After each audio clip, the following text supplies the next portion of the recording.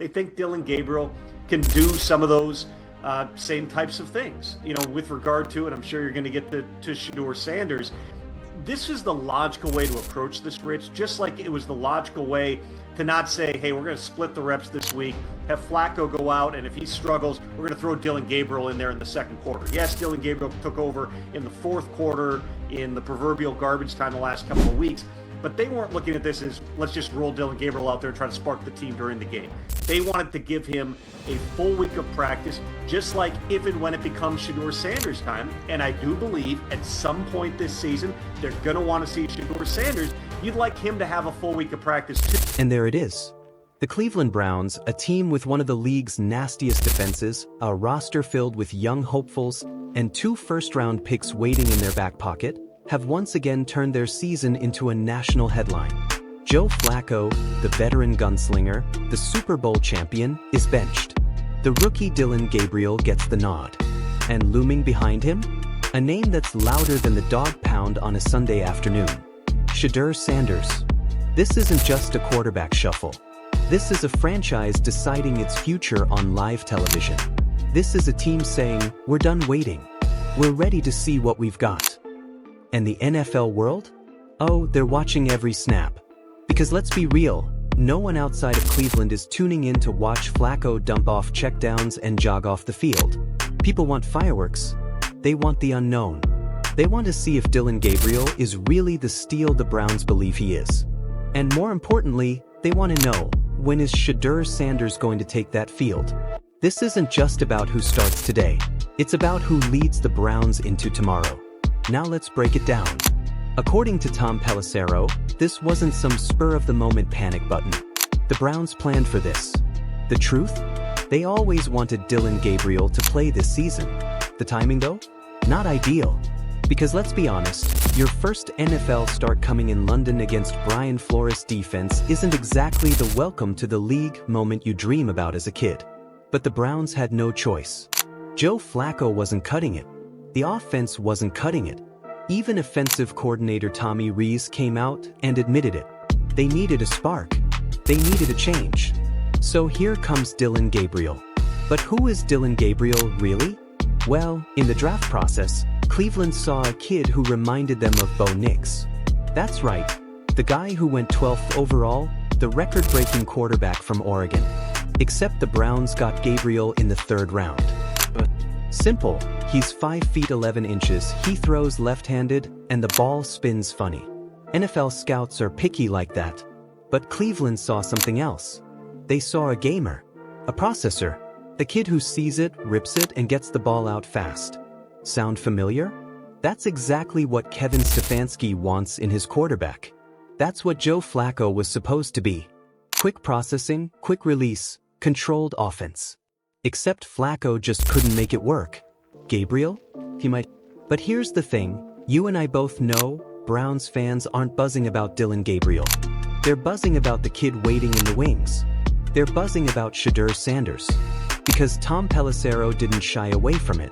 He said it plain. At some point this season, the Browns are going to want to see Shedeur Sanders. Not in garbage time. Not in a random substitution. No.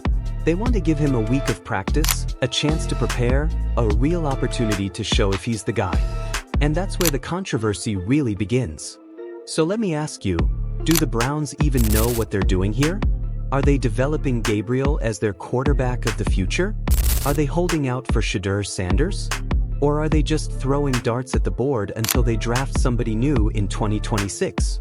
Because here's what makes this story juicy. The Browns own 2 first-round picks next year. Their own, likely high if the offense keeps sputtering, and Jacksonville's. That means if Gabriel doesn't pop, and if Shedeur doesn't shine, they can go shopping for a brand new quarterback next April. But what if one of these rookies is the guy? What if they hit on a 3rd-rounder in Gabriel and a 5th-rounder in Shedeur Sanders? That's how dynasties are built. That's how franchises steal championships. This isn't just about this season, it's about whether the Browns finally stop searching for a quarterback after decades of heartbreak. Now, let's zoom in on Shedeur Sanders for a moment. Drafted in the 5th round, doubted because of size, speed, and all the nitpicky stuff that scouts obsess over. But make no mistake, he is the name that moves the needle. He is the quarterback fans are waiting to see. He is the player who, if he hits, will completely reshape the Browns' future. Pelissero made it clear, they don't want to throw him out there unprepared. They don't want him stepping in cold if Gabriel tweaks an ankle in the first quarter. They want Shedeur to have a real chance, a full week of practice, a fair shot. And that means whether it's week 10, week 12, or later, Shedeur's moment is coming. And let's be honest, when that moment comes, the NFL world will stop. Social media will explode. Every sports network will have cameras in Cleveland. Because Shedeur isn't just another rookie quarterback. He's Dillon Sanders' son. He's a player with a spotlight bigger than most veterans. And the Browns? They're the perfect storm for a quarterback controversy. They wanted to give him a full week of practice, just like if and when it becomes Shedeur Sanders' time. And I do believe at some point this season, they're going to want to see Shedeur Sanders. You'd like him to have a full week of practice too, not be elevated to the number 2 job, have no reps through the course of the week.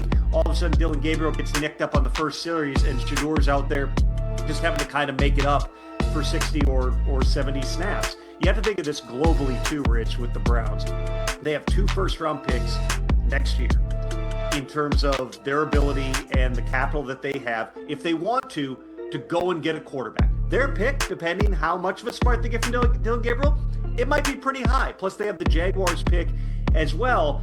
You want to find out, did we just get a guy at a steal in the middle of the 3rd round with Dillon Gabriel? Potentially, did we get a steal in the 5th round with Shedeur Sanders? They need to be able to answer at least some of those questions at a time that they feel like they've got a foundation to win in the future. Is this 2025 Browns team going to make a run, Rich?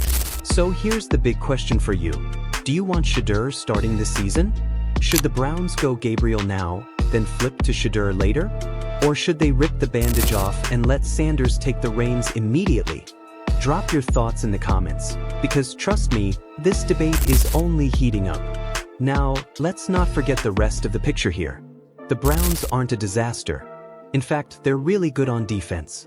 They've got Mason Graham making noise, Harold Fannin Jr. showing flashes, Carson Schwinger looking like a cornerstone. Even Isaiah Bond, an undrafted rookie wide receiver, is turning heads. Add in the rookie running backs, and you've got a class that looks like it could be the backbone of the future. But here's the reality, you can't win in the NFL without a quarterback. And right now, the Browns don't know who theirs is. Is it Flacco? Is it Gabriel? Maybe. Is it Shedeur? That's what everyone's dying to find out. The Browns' defense can carry them. Their rookies can excite fans. But until they find the guy at quarterback, they're just treading water. So what's next? Gabriel's first start in London. A chance to prove he's not just a developmental project. A chance to prove he can process fast enough, rip it down the field, and spark an offense that's been flatlined for weeks. But even if he plays well, even if the Browns sneak out a win, the Shedeur question won't go away. Because the fan base knows. The NFL knows. This season isn't about winning games. It's about finding out who your quarterback is. And that's why Cleveland is back in the national spotlight. That's why insiders like Pelissero are getting blown up with calls and texts. And that's why, once again, the Browns are the most controversial quarterback story in football. So here we are. Dillon Gabriel under center. Joe Flacco back to the sideline.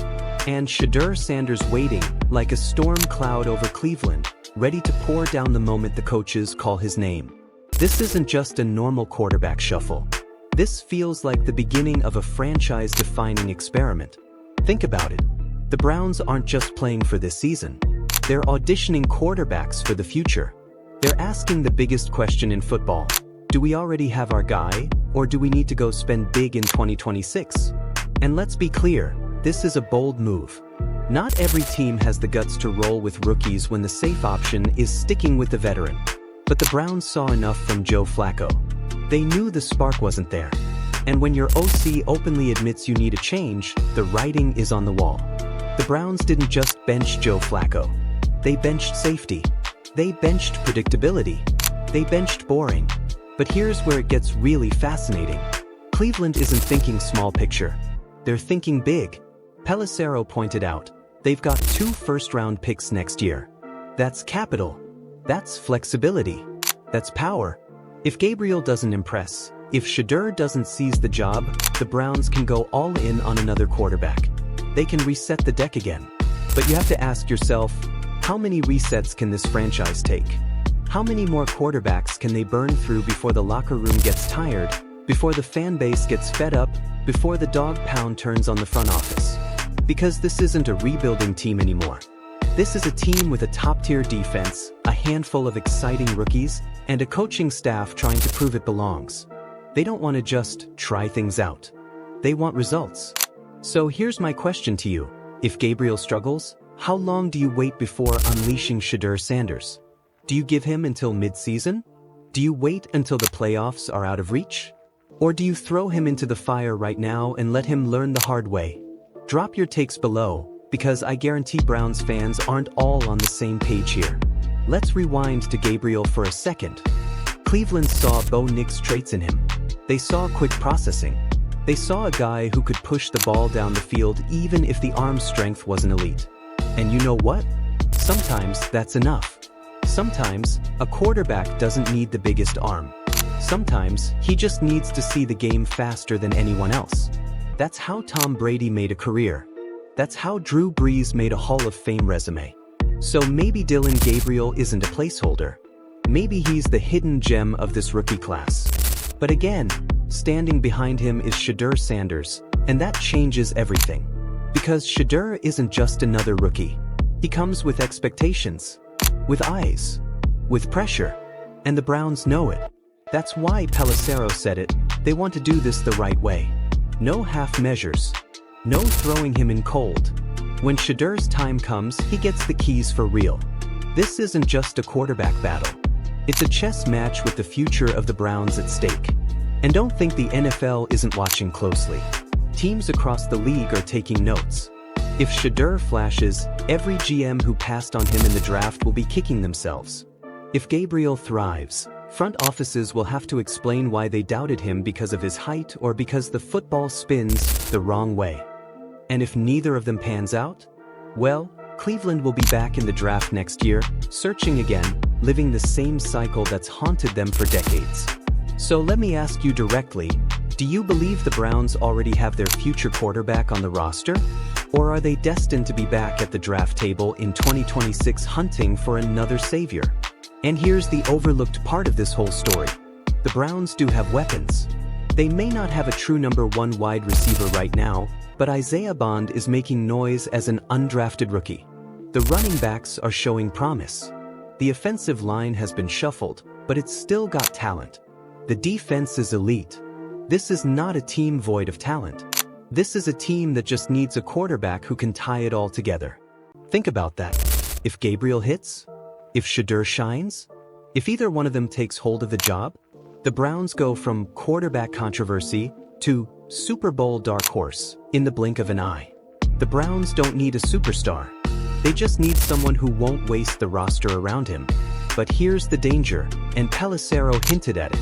If the Browns wait too long to figure this out, if they play the rotation game, if they hesitate, they could waste this season entirely. They could waste another year of this defense. They could waste another rookie class that looks like it has the potential to be the foundation of the next era. That's why this London game is so important. That's why Gabriel's start matters more than just a box score. This isn't just about one game. This is about whether the Browns believe they found a third-round steal, or whether the countdown clock to Shedeur Sanders' debut just got shorter. And let's not sugarcoat it. The fan base wants Shedeur. They want Prime's son on the field. They want the energy, the story, the upside. Gabriel is the appetizer. Shedeur is the main course. So let me put it to you one last time. If you're Kevin Stefanski, do you ride with Gabriel no matter what? Or do you pull the trigger and give the keys to Shedeur Sanders sooner than later? And that brings us back to the heart of it. The Browns are experimenting. They're testing. They're asking themselves, did we find lightning in the 3rd round with Dillon Gabriel? Did we uncover gold in the 5th with Shedeur Sanders? Or do we keep stacking draft capital, waiting for the next big quarterback class? The safe bet is always to wait. The bold bet is to roll with what you've got. And for once, it looks like the Browns are choosing bold. This isn't just the story of a team. This is the story of a gamble. And the whole NFL is watching to see if it pays off. So buckle up, Browns fans. Dillon Gabriel gets the start. Shedeur Sanders is waiting. The defense is ready to carry the load. The rookies are fighting for their place. And the front office is watching every single snap like it's a referendum on the future. Because make no mistake, this season isn't just about wins and losses. It's about discovery. It's about answers. And one way or another, Cleveland is going to get them. And when Shedeur Sanders finally takes the field, oh, you'll feel it. You'll hear it. And the NFL will never be the same. And that's the breakdown on the Browns quarterback controversy straight from the Rich Eisen Show and Tom Pelissero's insider reporting. But we want to hear from you. Is Dillon Gabriel the future in Cleveland? Should Shedeur Sanders already be starting? Or are the Browns doomed to keep searching in 2026? Drop your thoughts below, hit that like button, and don't forget to subscribe to Gridiron Insights, your daily home for NFL drama, controversy, and the stories shaking up the league. Because if there's one thing we know, the Browns quarterback saga? Oh, it's just getting started.